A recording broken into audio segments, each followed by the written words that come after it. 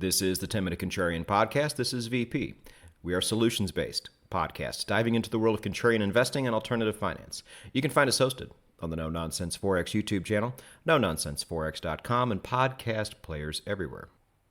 Episode 169 is brought to us by Bybit, and it is that time of year, traders. It is time for the World Series of Trading, the world's largest trading contest exclusive to Bybit. And the prizes are always just off the charts. Let me pull it up. This year, we have a prize pool of up to $10 million in USDT, including a $300,000 luxury yacht, 6 Rolex watches, and world trips.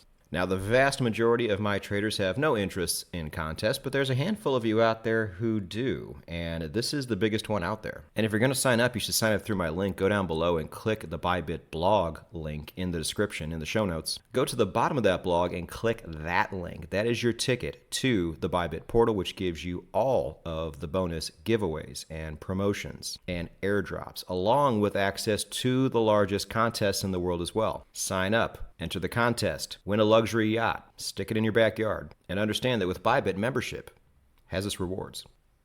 It is the 10-Minute Contrarian Podcast, and a fair warning, this will hopefully, I think I've said this before, hopefully be the last time that I give a heavy dose of social commentary on my own podcast. We know that this podcast is not about that. Quite the opposite, actually. We attempt to distance ourselves from all things going on in the world so we can see the board a lot more clearly than most people can. Most people are distracted by nonsense, and therefore most people make decisions out of emotion. And we all know, especially followers of this channel, when you make decisions out of emotion, they are almost always the wrong decisions. So I get it, but understand that the reason I have done this in the past was always to arrive at some point.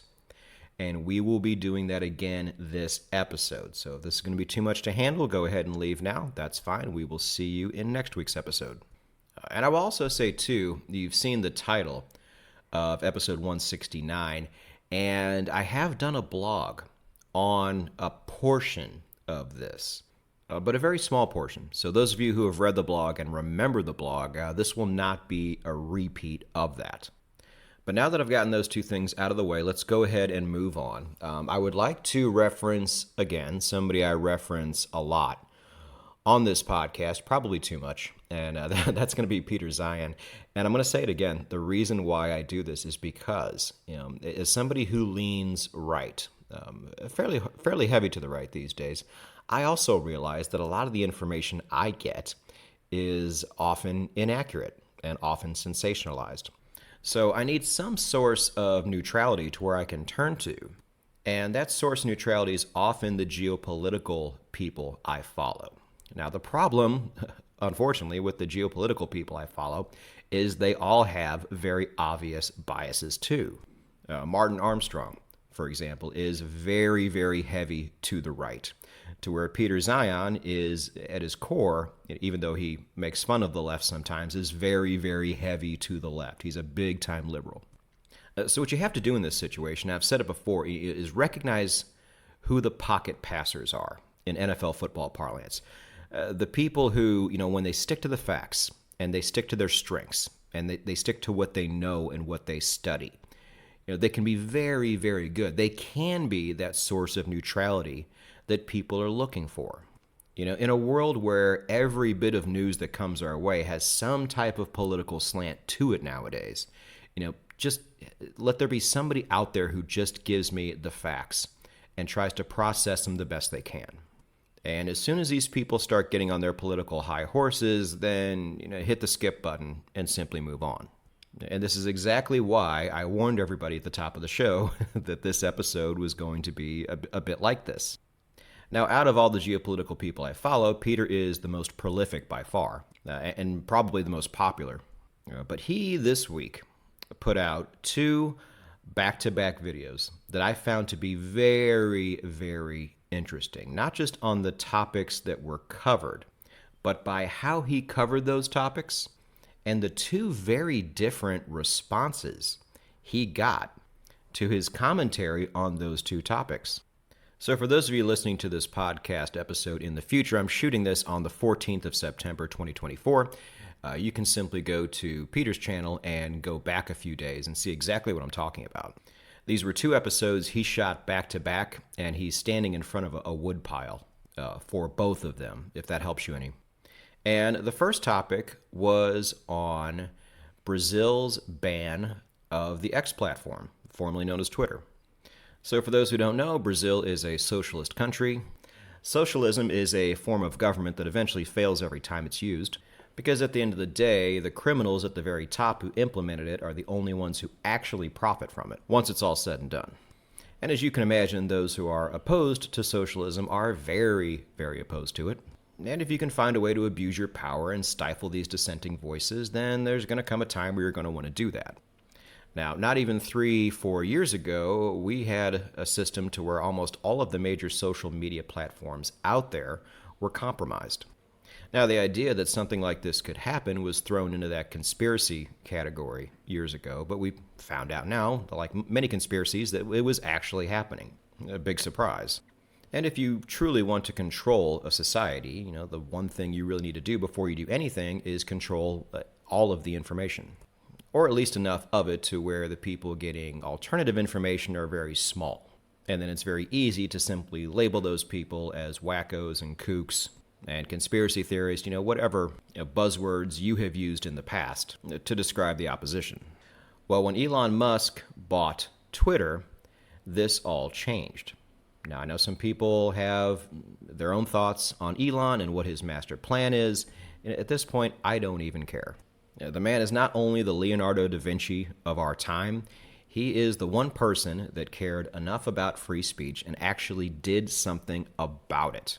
So if this whole thing ends up being one big plan to do X, Y, or Z, you know what? Fuck it. What was the alternative? We go back to the way things were 3-4 years ago. It's the same argument I have with people who say that Javier Milei isn't really all he's cracked up to be. I'm like, okay, so you kind of have 2 choices here.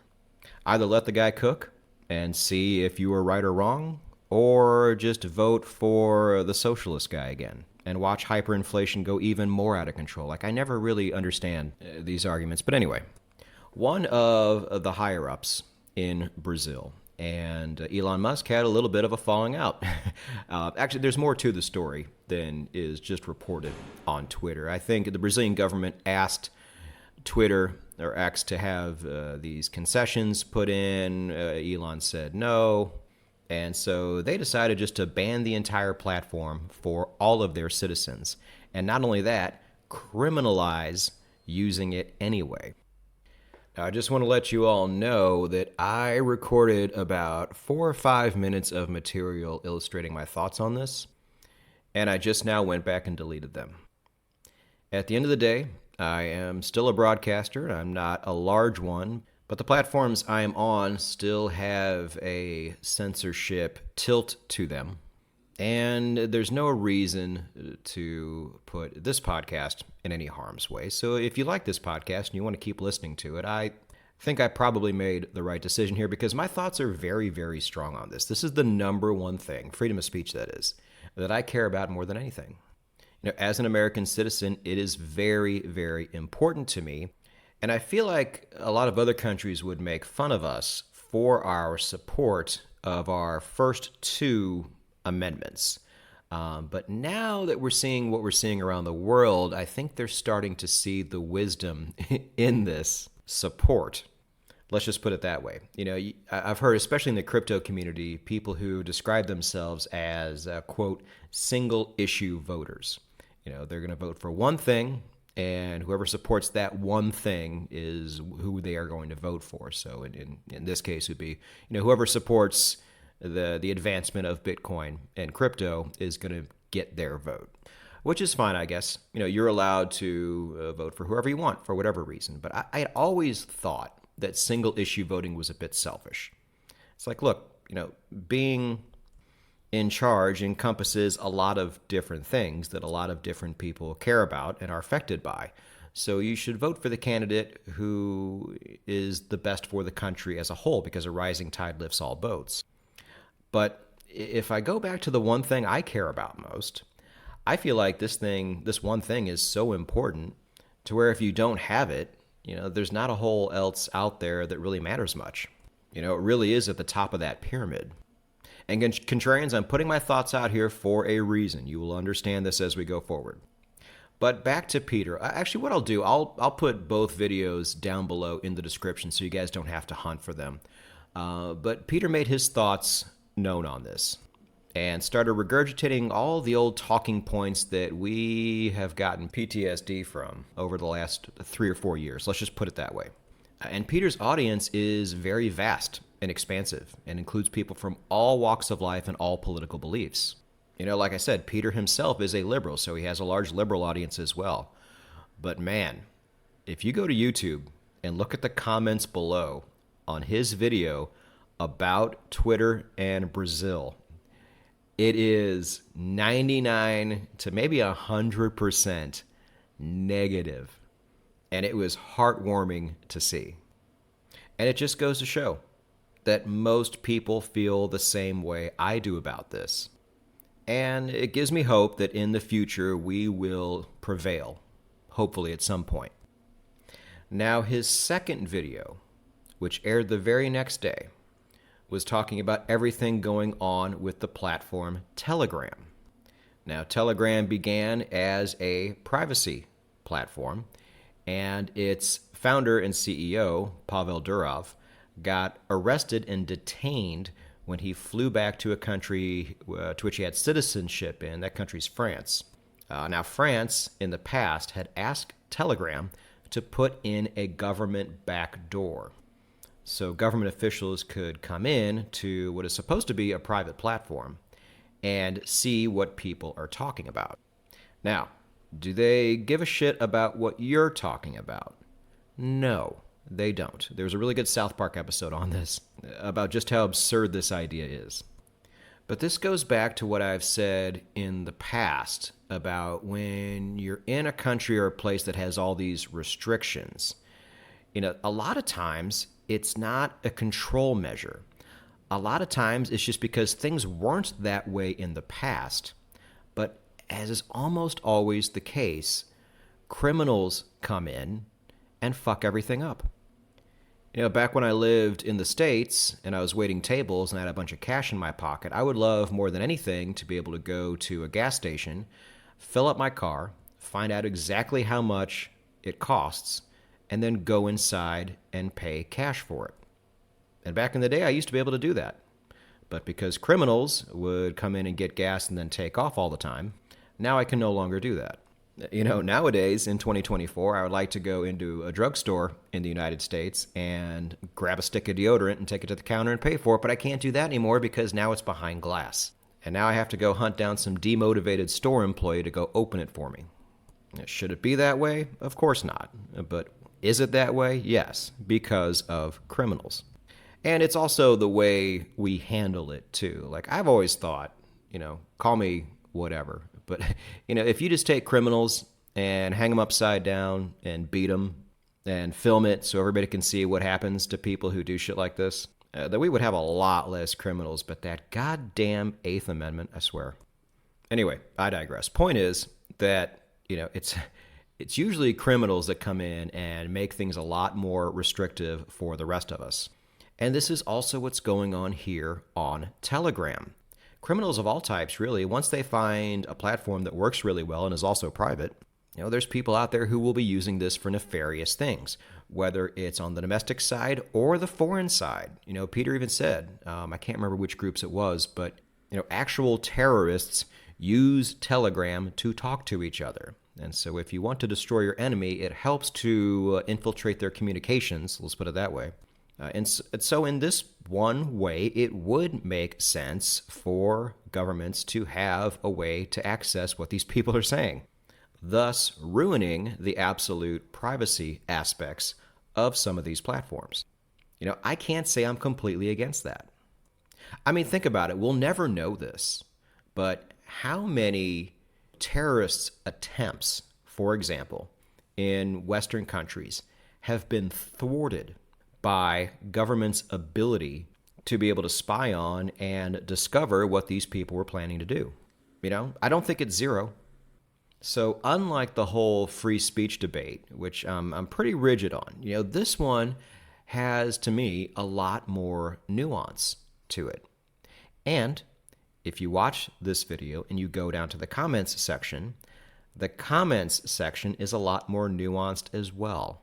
You have a small handful of privacy stalwarts who believe it's either all or nothing, but a lot of people there, many of whom had also watched the previous video, more or less echoed what I just said. They were like, yeah, we kind of get it. It's not ideal. It does, take our level of privacy down a notch. As long as criminals and bad people exist and they are using the same platforms we like to use, then this is just how it's got to be. We realize that this in particular is not a very black and white issue, and it's quite gray, and we need to accept that. So it ended up happening in the end, and I don't know if this story is completely over, but it's partially over. People on Twitter pointed out that on the terms and conditions of Telegram, they've pretty much eliminated the part about communication being absolutely private. So I think the CEO conceded, decided this was probably not a hill he should be dying on, and the world moves on. Now, the hardcore privacy people were very upset at this, of course. They're going to have to come to grips with the fact that this is just the world we live in, and there's reasons why these things happen. And anything out there that is touted as a private platform is going to end up being not private as time goes on. If you really do care about privacy, you may have to go to a blockchain option like Nostr or the dark web. But after 16 minutes plus of content here, what the hell is my point? What am I arriving at here? So there are a few, and many of them I've already talked about. One I have not. We'll get to that in a moment. But the first one is to simply just keep your wits about you. Election season in the United States is really just now getting underway, and everything is going to get crazier. Not just in election season, not just post-election results, but everything going forward. We say it all the time on the show. If you think things are crazy now, just wait. And we've often been very right in that prediction because things just keep getting crazier. It's a brand new era.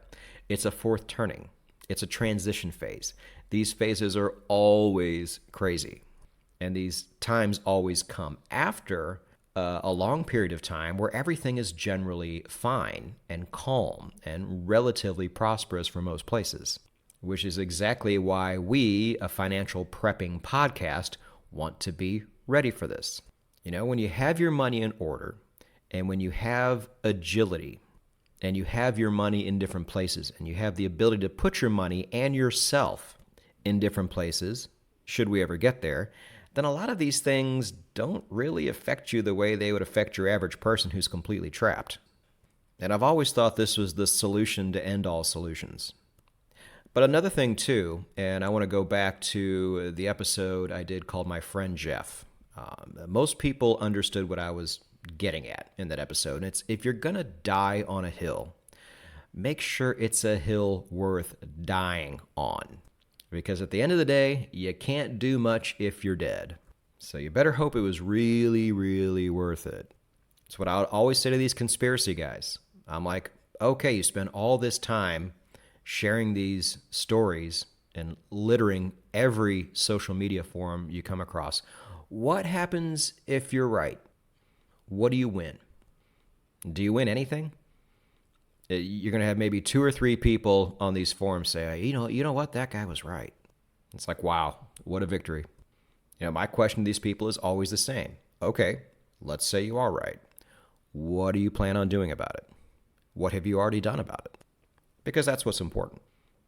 But if we sit here and have this hair trigger reaction to things we care deeply about, so for me that would be censorship, then we're really not doing ourselves any favors, because even within those categories, there are times where it might make a lot of sense. And if we can get our heads around this, and it took me a lot of time to do this myself, then the easier we can step back and distance ourselves from all this madness. And if we can do that, maybe we can catch opportunity out of moments like this, because at least through the Telegram situation, there's a really big opportunity that I'll bet the majority of you completely missed. So for those who don't know, there is a crypto token called Toncoin. And I did a deep dive on this on the blog. So if you'd like to go to nononsenseforex.com, go to the search bar and type in Toncoin, you can learn a lot more about it. But Toncoin at its core is the main token for the entire financial ecosystem of the Telegram platform. And there's other smaller coins that fit this too, like a Notcoin, if you've ever heard of that one. That's one of them. Notcoin's pretty big. It's still in the top 100 on CoinGecko. But people are very bullish on this overall ecosystem. And this recent news with Telegram losing its absolute privacy angle really doesn't have anything to do with these tokens. At the end of the day, it's not really going to move the needle at all. However, because people panic on news, earlier this month, you could have bought Toncoin at an instant 35% discount. For regular fans of the podcast, this was very sweet divergence. Now, I did not do this myself because I'm fully allocated right now on the crypto side, but I know a lot of you would probably like to have more crypto, and this would have been a great opportunity for a lot of you to get into a very exciting project at the end of the day. But these opportunities are very hard to spot when you're far too emotionally connected to the matter at hand. Now, while we're here, I might as well go ahead and reiterate my stance on privacy tokens. So tokens such as Monero and Zcash, because some of you have been with me this whole time. Some of you are new. Some of you are kind of new. I do not like or dislike these tokens. I have no real opinion on them. They do serve a very important purpose for those who value privacy. But I have always thought that they were terrible investments. And I have been nothing but right about that from day one. It goes back to Telegram. Unfortunately, a lot of criminals use them. And so they are going to constantly be targeted. And even though through the code itself, you can't really target the tokens themselves, but you can make them very unappealing to own, very difficult to own. And this is going to affect their value. So if you want to hold these tokens for their utility, I get that. But as far as investing, which is what we do here on the program, I would stay far, far away from those two tokens and any future tokens like them. Because even though things aren't always the way we would like them to be, things still are what they are. And believe it or not, every once in a while, there's a good reason for them being that way. So even though we all have passions, and those passions are likely to be magnified in these next few months and these next few years, and when it's all said and done, we want to come out on the winning side. And to do that, we cannot be crazy. We just need to be early.